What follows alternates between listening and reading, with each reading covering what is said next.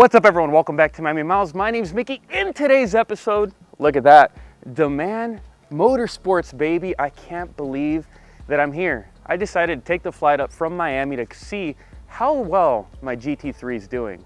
Now, at this point, they've removed the engine, they've disassembled that glorious 4-liter flat six, and it's starting to get the treatment, the 606 horsepower treatment. So today, we're here to get a status update, but stay tuned till the end because Rick DeMan's gonna give us a ride in that guy right there. Anyways, let's get right into it.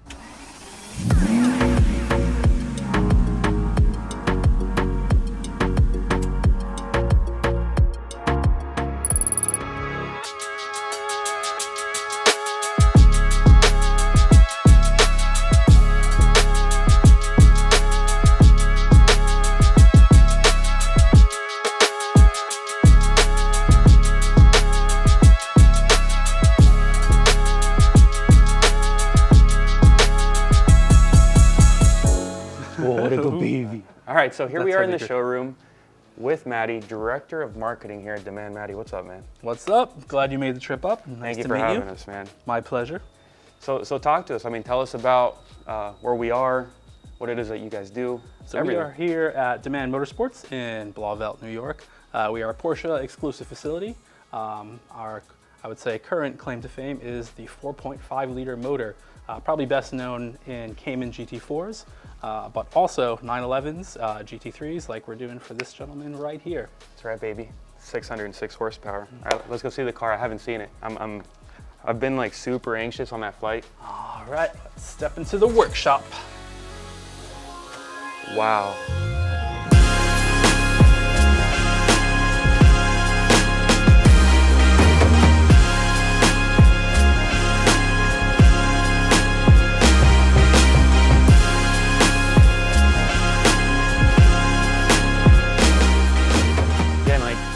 First thing I noticed, like, how many GT cars are in here? Yeah, it's like, whoa. The GT4s for days, a couple GT3s here as well. We are like a full service Porsche facility. So we have a dyno, we have a paint booth, we have a body shop, we have in-house fabrication for things like roll bars, roll cages.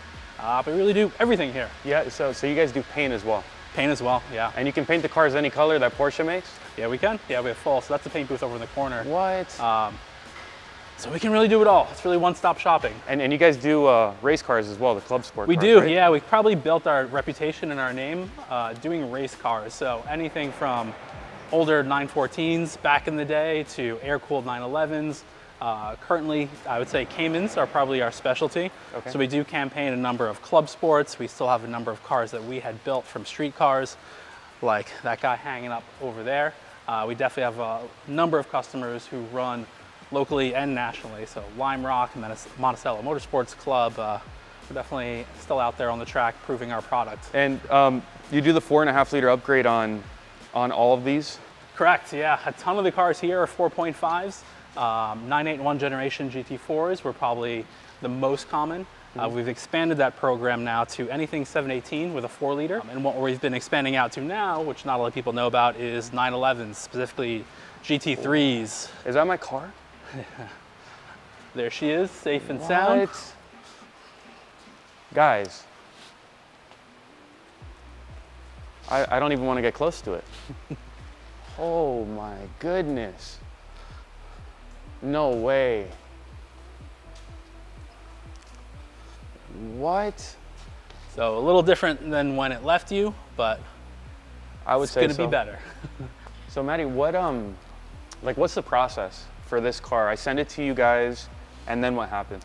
So customers send us cars from all over the country, really all over the world. Okay. Usually we try and have the motor out of the car within a couple days of it being received to us. Motor comes out, gets completely stripped down to a bare block. You can see we have tons of block assemblies over there. It gets bored, it gets replated, Nicosil plated. That process is probably one of the lengthier things, 3 weeks or so for the boring and replating. Then we apply the 4.5 mods to it, so stroker crank, stroker overboard pistons, headwork, a little fairy dust as well on top, and reassembled. Usually we turn around cars start to finish in about 8 to 10 weeks is where we're at. Okay. And my car specifically, how many of these GT3s have you done? GT3s of this generation, we've probably done about 4 or 5. This is the very, very first and only GT3 Touring so far though. So this is going to be a very unique build. It's definitely going to catch a lot of people by surprise because GT3 Tourings are already, you know, a little bit of a stealth bomber kind of car, and then with the power this is going to be packing, it's going to catch a lot of people by surprise. I'm very excited. I'm very excited. Like, I don't know if I told you or I don't know if it was you that I talked to, Maddie, but I was going to send initially the GT4 because I saw the Matt Farah video and it drove me absolutely crazy. But then I was like, shit, if I'm already going to spend the money that this is going to cost, why not do something one of one? Yeah. This is the first one. It's like you guys, I mean, I know you guys get me, like, especially you Porsche guys. I sent a $260,000 car to get an engine upgrade. Maybe I'm crazy or maybe I'm a pioneer and we're going to sell 100 of these things. I think so, because it's probably going to be spectacular. So, Maddie, where's my engine right now? It is in our engine room. Let's go. Okay. Let's take a look. Okay, so kind of walk us through what we have here, because I'm very ignorant when it comes to engine parts. Yeah. So this is all the bare essentials of what goes into your motor. Okay. So here we have your complete head assemblies. Yep. GT3 specifically, a lot of magic in the valve train. A lot of this is where you get that 9,000 RPM redline from. So on a typical motor, like a GT4, you have hydraulic lifters, which, you know, from a maintenance perspective, a little bit easier to, you know, less maintenance required, a little bit simpler. They have a little bit more mass, a little bit more weight to them. So ultimately, it's one of the things that limit your redline. On these, direct followers, basically race car technology, lighter, lets it rev out to 9,000. The titanium rods, that's a big part of it too. Okay. Less weight, gives it that revability. So head assemblies, GT3 magic in there. Okay. And this is your bottom end. Wow. So crank, titanium rods, and then the pistons. This is where all the magic happens. That's that GT magic that goes on here. It's funny because I'm thinking of all the times I've taken this thing in a red line right now. It's had a great life so far. Yeah, but the engine, like relative to what you've seen, it looks good. And it looks doesn't good. look like I've torn it up too much. No, they're designed to be used and abused. Okay. So nothing that you can do within reason. They're gonna hurt it. All right. Loves it. Dude, I'm so excited. I'm so excited. So obviously we don't want to know like the magic formula or anything, but relative to these parts, what is it that you guys are gonna do? So we're going to give it a little bit more bore. So Okay. the pistons will be oversized. Okay. We're going to do a little bit magic on the crank to give it a little bit more stroke as well. Okay. The rods being titanium, we're going to be able to reuse those to keep that reciprocating weight low. So we can still keep that 9,000 rev line with the additional displacement. So you're going to have fat mid-range and it's still going to scream up top. So it's going to be a ripper. And what do these cars with these upgrades make on the dyno, roughly? So typically in Caymans, we'll see like 550, 560 horsepower, depending on exhaust modifications. In your car, GT3, we're going to expect north of 600. Okay. 6 to 610 is probably where we're going to be aiming for. Wow, man. I mean, I thought that car is fast. Like honestly, the Touring with its manual gearbox and the way it revs to 9,000, it feels incredibly fast. But it was always missing that mid-range. Every time I'd get into the power down low, I'd feel nothing. So because I'm an enthusiast, I'd want to rev it out to 9,000 over and over and over again. And that's what I do. I rev it out to 9,000 probably 7 times a day. But I imagine now that it's going to have this upgrade, I'm going to actually be able to savor the car at lower RPMs. Yeah, you're going to have that really big bump in the mid-range. You're talking about over 100 foot-pounds through the middle of the rev range, throughout that curve. And then you're just going to have the up-top, run out if you need it, but it's going to be awesome. You're going to dig it. Oh, dude, I'm so excited. I'm so excited. Like right now I feel, at first I was like, should I have done this with the GT4 instead? Did I make a mistake? But now, no, I'm 100% confident. This is going to be incredible, man. Guys, this is the guy right here. It's going to make my GT3 into the love of my life. Abe, thank you, man. Appreciate it. Thank you for everything. Take care, man. Take care, Always buds. being here. I just have to say, like coming down here and meeting with you guys is incredible. This place is immense. All the cars they're working on are spectacular.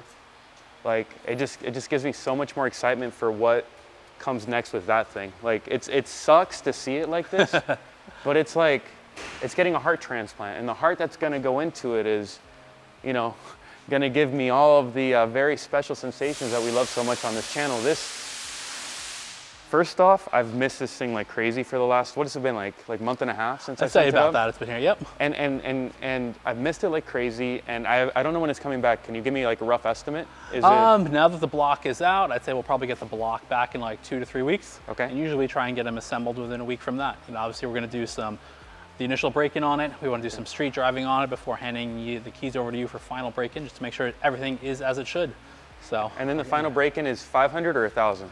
500, 2,000. It depends on the number of miles. We always like to say 1,000 just to be safe. Okay. 1,000 miles on the break-in oil, and then we'll do an oil change. We'll pull some logs just to make sure that everything looks as it should, and then wide open throttle from there. Wide open throttle, mid 10-second quarter miles in my manual GT3 Touring that I'm gonna for sure do at over 1,000 miles. All right, so can I do like 980 miles? For you, we'll allow it. Yes, dude, I'm so excited. All right, so we're gonna go on a ride in the 718 right now. I know it's not a GT3, but it'll at least give me a little taste of what this thing's gonna be like. Dude, I'm so excited. Look at this thing. Woo. Oh. Wow.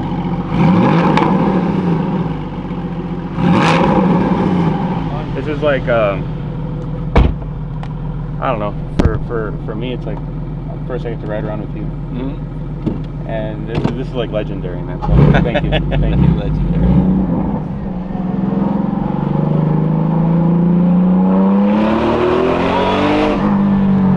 That's a big difference. What? That was busting the tires loose. Yeah, I was busting my tires loose.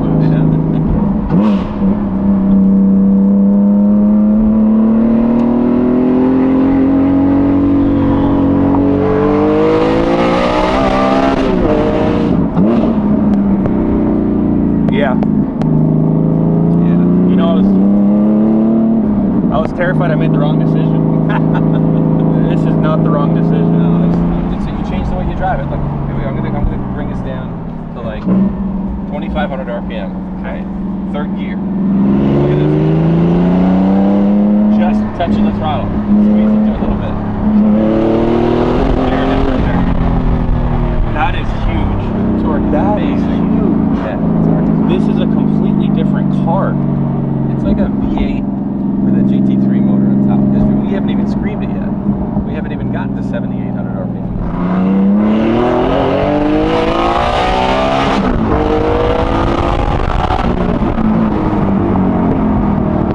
That's kind of sick, dude. Holy shit. That's a completely different car. Yeah. A completely different car.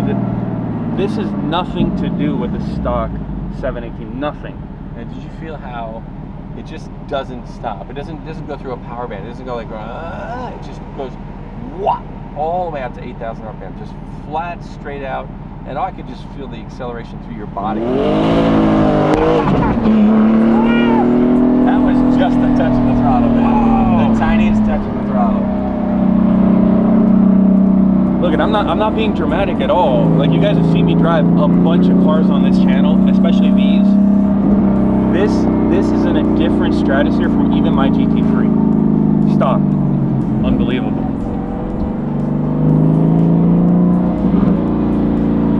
This is probably the best money I've ever spent for a car.